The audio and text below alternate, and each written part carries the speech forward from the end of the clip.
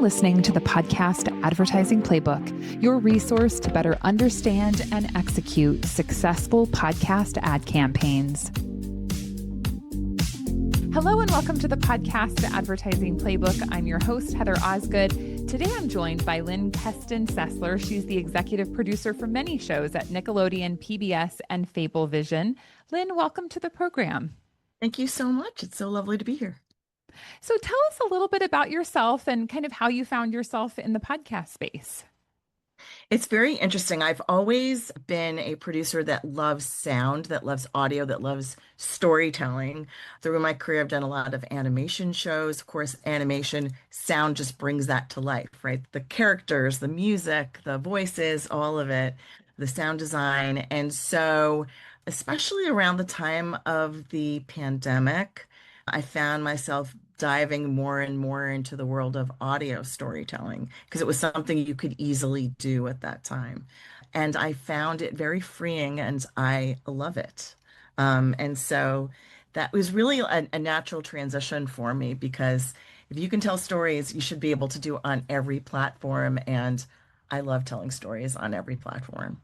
Yeah, that's awesome. I love that you were able to kind of access that audio world because it sounds like you really have been a video first producer in the past. Is that the case? It's true. Up until about 10 years ago, I would say it was video, but all my video really also meant audio. So I helped create Go Dog Go for Netflix, an animated series. I mean, that you're like not just living in the world of picture, but also audio. The Cat in the Hat knows a lot about that. It was a, animated series for PBS Kids. I oversaw both the TV side of it, the last season, 3-hour animated specials and games and website. That all is very sound forward as well. So this is the sound and the storytelling, just sometimes without the picture. I can't even say without the picture because I'm also producing podcasts that have a YouTube side of it too. So it's both. Yeah, that's awesome. So tell me a little bit about kind of some of the shows that you're producing right now and, maybe what are some of your favorites? So very lucky that I get to work a lot with Nickelodeon and Audible and FableVision, creating a bunch of stuff right now for the audio space. There's a show called Dora's Recipe for Adventure that's really fun. It was rebooting for today's audience. Dora and her friends, but it was with original songs and stories and music. We brought in the whole gang because you can do that very easily with audio. That was very fun. Are You Afraid of the Dark? We redid that for today's audience, but audio forward.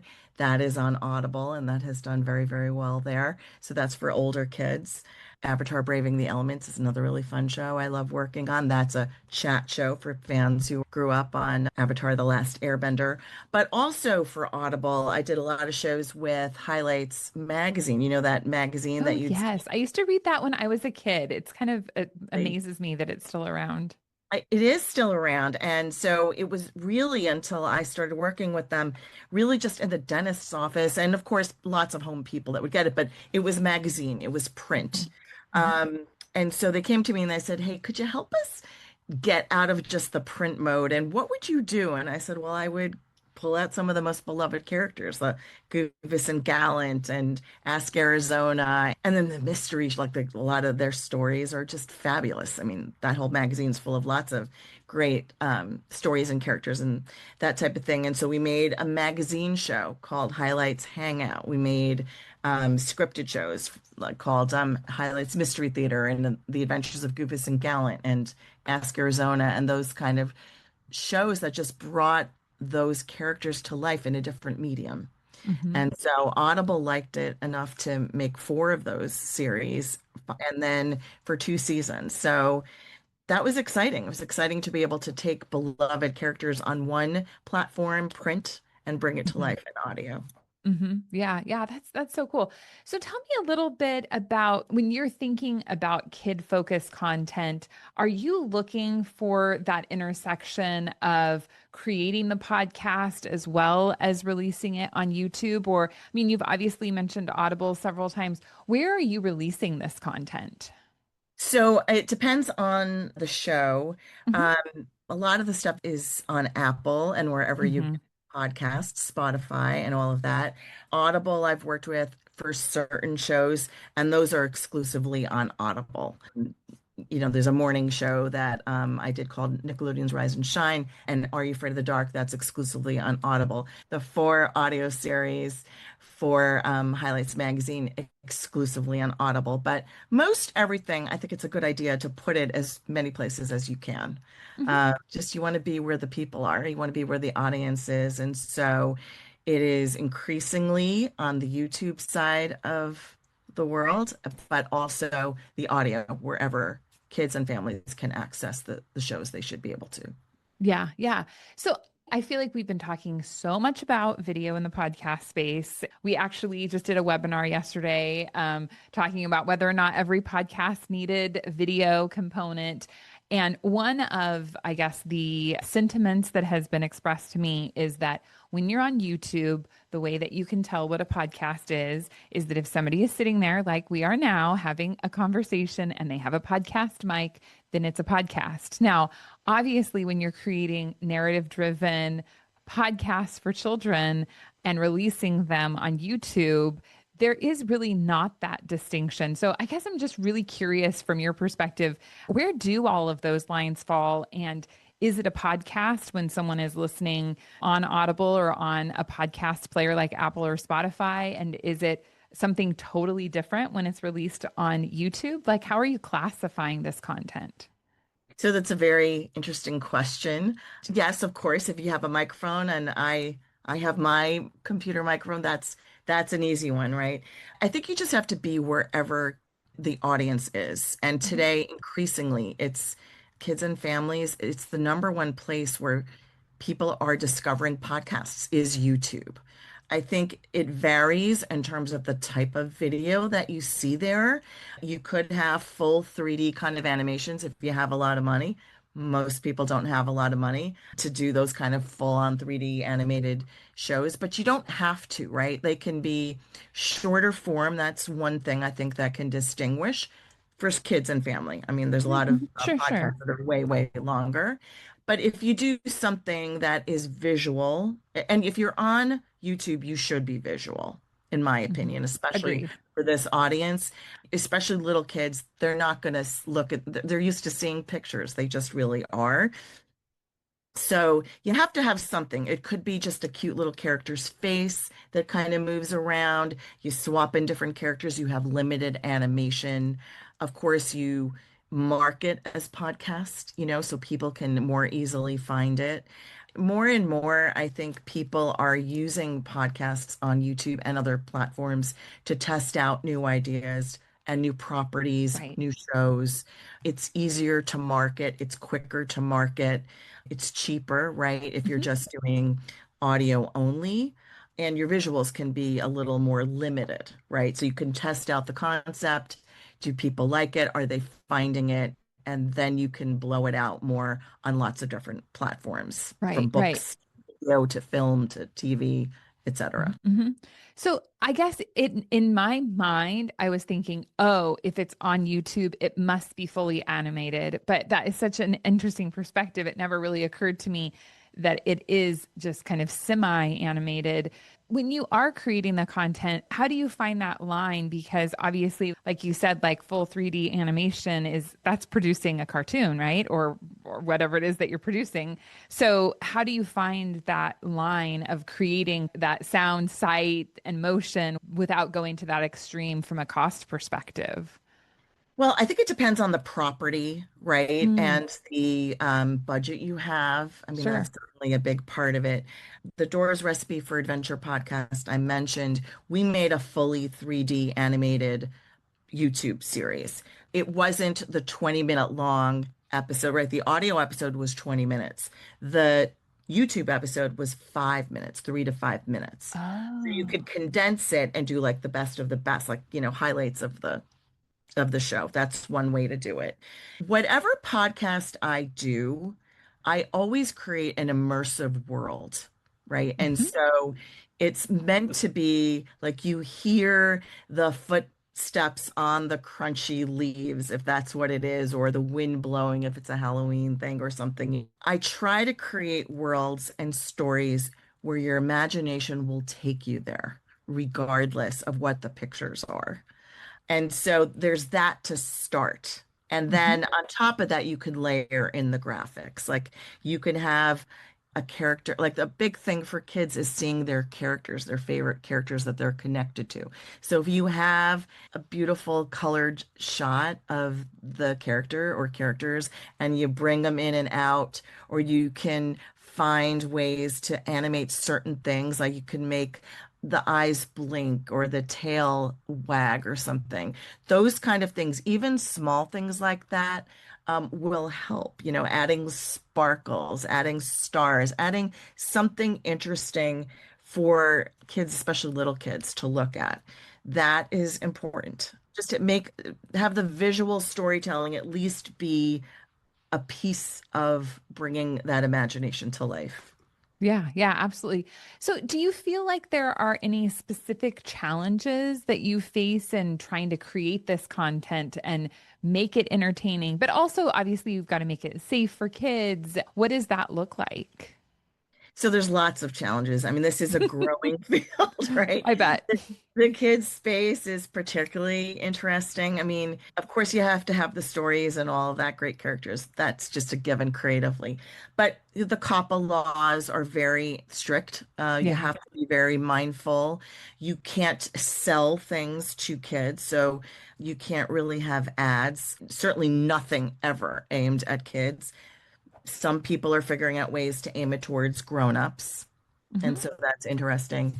You have to make sure you have things like thumbnails, like big, colorful thumbnails that will attract kids' attention and that sort of thing. You have to make sure that you have diverse representation, and don't do anything that's biased or any of Hmm. those sort of things. Like you really have to keep in mind primarily who your audience is. And then, there is the bit about how to make it, like, how do you look at it? Is it a content marketing play?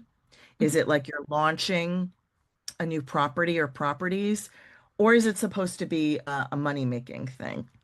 And so that's the part of the business that is evolving and growing right now, Hmm. especially in the kid space. Like people are just kind of figuring that out. Some of my friends who have been in it a few more years than they figured out a way to do live events and books and merchandise and, all these kind of things. But the rest of us are just trying to figure that out and get to that place and just figure out, well, what is this? What Hmm. is this? Is this a new place? Because you've got to be here because this is where kids and families are. You want to be everywhere they are, right? So whether Hmm. they're in front of a TV screen or a video screen or on their phone or in the car or whatever, you got to be where they are. So what is that? Is it a content marketing play, a new pitch for a new show play, or is it a monetary place? You got to figure out what lanes you can feel good about. Yeah. No, I love that. I really do feel often that when we create content that we're not good enough at really setting the goals for that content. And I think I find this especially in the independent podcaster realm where I will talk to people and I'll say, well, why are you doing this show? Like, what is the point of it? And I feel like kids' content has been one of the hardest kind of nuts to crack in the space. And I think that part of it, obviously I'm in the advertising side of things, and you'll get these shows that are really quite large, and yet they're really struggling to monetize them. Like, as you said, like you're not, legally supposed to direct ads toward kids, but even, a brand that could be directed toward adults, then there's the concern from the advertiser that they aren't reaching adults, that they're reaching children. And so it has been really difficult from a monetization perspective. I know obviously you're in the, production side of things. Money is important to everyone, right? Like you have to get paid at the end of the day. But Right. so the content that you are mostly working on, do you have any sense of how it is leading back to that monetization lane? I think it's growing. right? It's Hmm. a growing space. And so there's lots of different ways that the shows that I've been working on, we've been trying. So you could get sponsorships. You could work at a partnership like we did with Audible on both the big clients that I mentioned. So, they were paid a certain amount of monies for us to make these shows. Hmm. So that was a type of revenue source. There are people that do subscription models. So you give your audience early access and special inside treats. You get to like see what it's like to actually make the show, or there's lots of different things. You say happy birthday, you sing happy birthday to Oh, a kids, I'm sure character. love that. They love Yeah. that stuff. I mean, those are ways to make money that people are doing. Like I said, people are doing things like live events, taking their show on the road and then Hmm. charging for it. There's some kids clubs, like some of the kid podcasts that are out there, Tinkercast, who are brilliant. They're the Wow in the World people. They're doing all the things, right? They have live events, they have a club, they have toys now, they have books that they're making. They Pinna, another company that I Hmm. produce some shows for, they're now publishing books and things. So those are ways to bring in money that are not problematic in terms of the COPA laws and things like that because it's books, right? Like Hmm. you're fine to buy your kids books, Yeah. especially if it's something that's content area science or reading or something that's going to encourage their imagination and their growth and could be it's educational, that kind of thing. Yeah. A t-shirt, like getting t-shirts or baseball caps or whatnot, those are things you do for your kids all the time. So that's another way that people are monetizing their content. Hmm. Hmm. Yeah, that's awesome. So tell me a little bit. You are releasing a lot on YouTube, I presume, and Yep. YouTube is I think that in some ways it's easier than podcasts because with podcasts, growing an audience and optimizing your content is difficult because there isn't an algorithm that helps, get your content out there. Can you tell us a little bit about how you optimize for YouTube? I know you obviously already talked about, making sure that your tile is really splashy and people are going to pay attention, but what are some other things that you've done to really get the content to be recognized? I mean, you have to have search engine optimization. You have to have all the right keywords in Hmm. there. So if it's one thing if it's like, Dora or it's Goofus and Gallant, that kind of thing. You put in there like what the story is about. Is it a birthday show? Birthday, Halloween, dolphins, mermaids. There are things that that the kids like. You have to really know your audience. Like we go all in, I go all in on my shows to know what my kids' audience are, um, Mm. what their likes are, Hmm.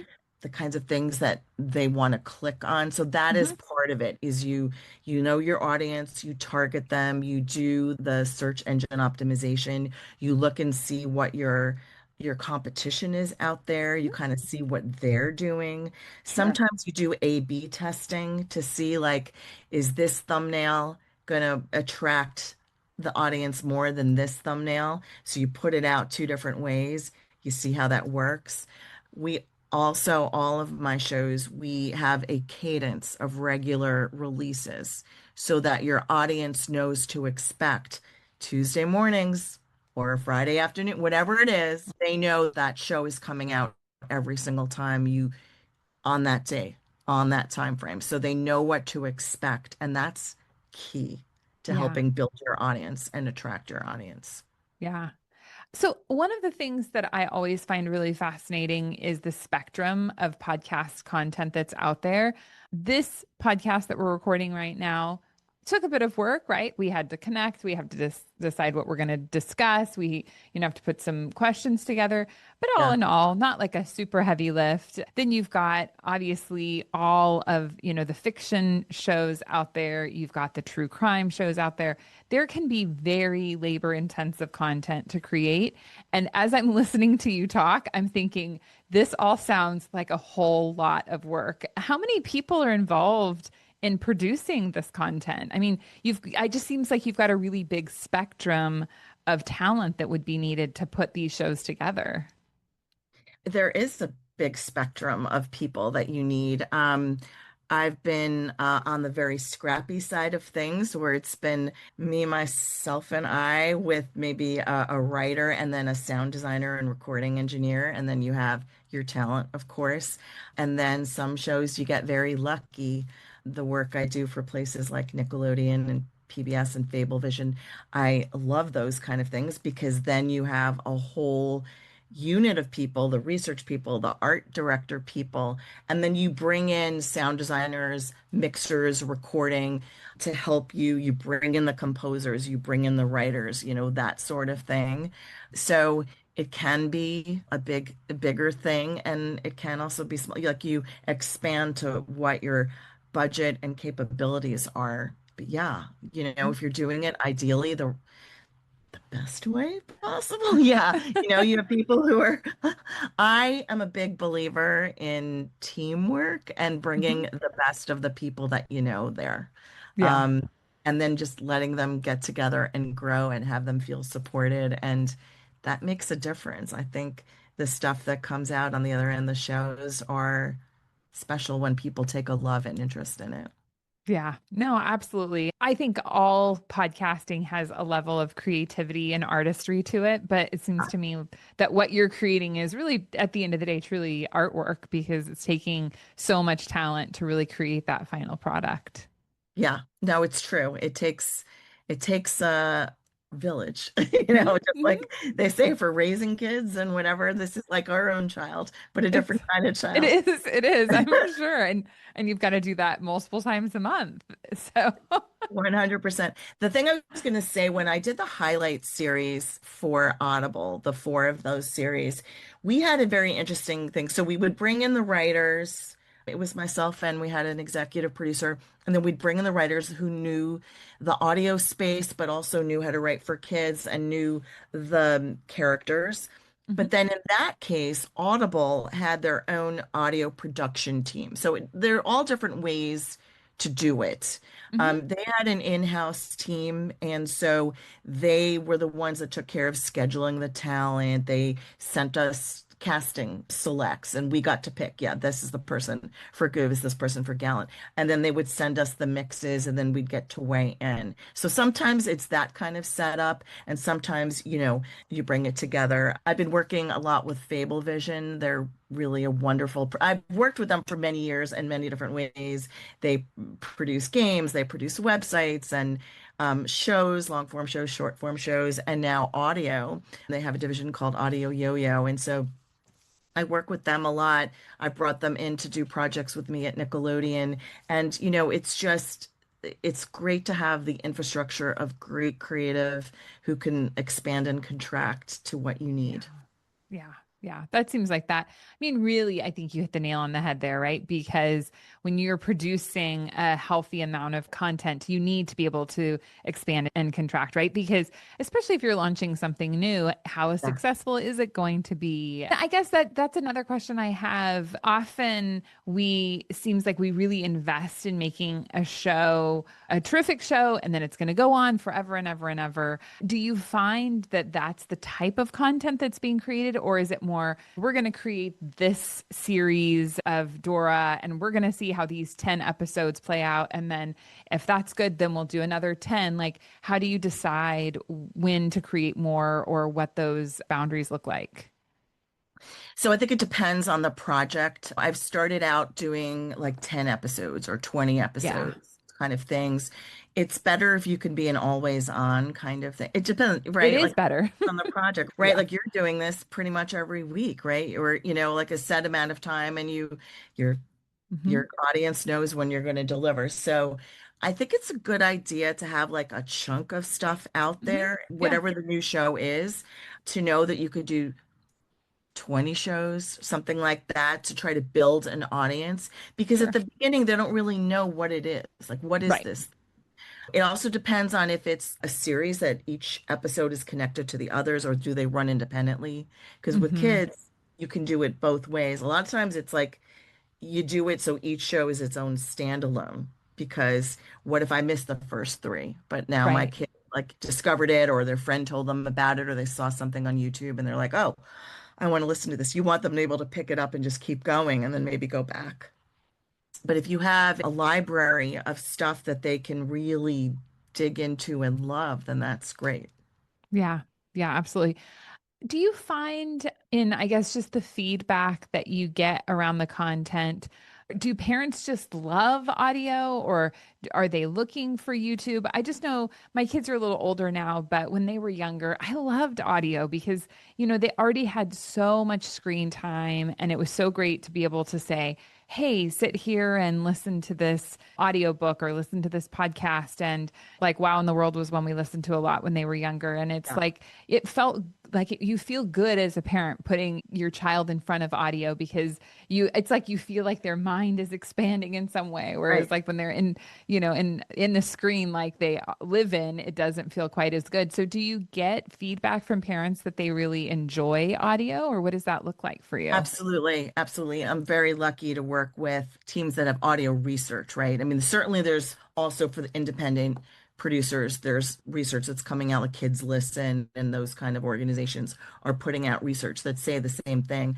Parents really want audio content for their Hmm. kids right now. They're tired, like the pandemic was like we were all like struggling to get through it. And so you did what you had to do. And so many kids they were stuck to their screens. And now parents want to break that habit. They want to Hmm. grow their kids' imaginations again and not have them staring at a screen all the time. So, yes, parents really do want. I've done a lot of research. The teams I work with have done a lot of research that tells us that parents really want it. Many times I'm lucky enough to work with research teams that will take my shows out and we can see how the kids are reacting to it, see how the parents are reacting to it, Mm. get their 2 cents, right, on what should be there and stuff. And I will say this too, is that we know from the research that we've done that parents really need some help at certain key times of the day. Yes. So, Dinner. right, right, dinner, even in the morning, like you need to Yes. get Getting kid ready out the for door. that. They got to get to Hmm. school, they got to get to daycare, you got to get to work, right? Hmm. So mornings, nighttime, in the car, Hmm. right after school, like mom and dad aren't quite ready to play with that. They got to get dinner on, they got to get another email answered. Well, an answer for that is to put on a new podcast, put on something, right? So their kids can dance or sing or get listen to a show that will just, give them another story to listen to, right? Who doesn't get enough stories? My kids always want stories, like always from when they were little. Like I'd read stories to them when I was pregnant and then went beyond, and it's not just me. There's a lot of parents, who are Hmm. like that. You said the same, right? We could never get enough music or stories or audio in the car. It's good Yeah. to have stuff for them to do. Parents really do want it. They need it and they want it. And Yeah. so this is a really good time to be in the kids space, I think, because Yeah. there's that desire. Right. No, absolutely. I totally agree. So I'm curious, we obviously have tons of kids podcasts out there Yeah. and there have been bigger companies that have produced kid podcasts for a long time. And I don't remember when this was. I feel like it was last year when I went to Podcast Movement. Disney had like I think it was like their Frozen podcast and they had a On big that. I was at that. display. I was Oh, at that oh, that's podcast. awesome. Yeah. I feel like all of a sudden everyone kind of went, oh, these bigger companies are finally paying attention to kid podcasts. Do you have any sense, and you obviously are working with some of these larger companies, do you have a sense of like where that tipping point was? Because it has felt to me like it has taken kid podcasts, that content has lagged in a lot of ways where it's been surprising to me. What is your take on that? I think it had everything to do with the pandemic, to be honest with you. Mm, interesting. I do. I mean, there's been lots of independent kid podcasters, we've talked about some of them actually, Hmm. right? So I think that was part of it, but I think coming out of the pandemic, I think some of the big companies felt like, we got to be in this game. Like there is a white space here. And so let's try to get in there and explore this place for our kids. Mhm. I mean, PBS Kids also, I work on a lot of PBS Kids shows. I know that just like games became something that you absolutely had to do when there was a show that came out and a website and apps and all of that, you had to consider the audio piece of it as well. And so I think it's the same thing that we were just saying. It's just parents were very tired of their kids just being glued to a screen. And Mhm. so I think the big companies also maybe woke up a little and just said, well, you know what? We really need to be everywhere kids and families are. And Mhm. audio is now part of that. Yeah, no, absolutely. I'm so happy because I feel like, like we've been discussing, there's so many opportunities with the content. And yeah, I feel like it's too bad because, the entire podcast industry always feels like a big experiment and like what's going to work, what's not going to Right. work. But the kids, we love to still say it's like the Wild West or it's very nascent or what have you. But I feel like the kids genre is a subset into itself that is really, it's like, okay, how do we get this all figured out? And what I love about the bigger companies coming in is that they just are backed by more dollars, right? And I love that Yeah. list that you gave of all the different ways that we can monetize kids' podcasts. And I obviously, again, talk about advertising. And I think that there's a lot of power in podcast advertising.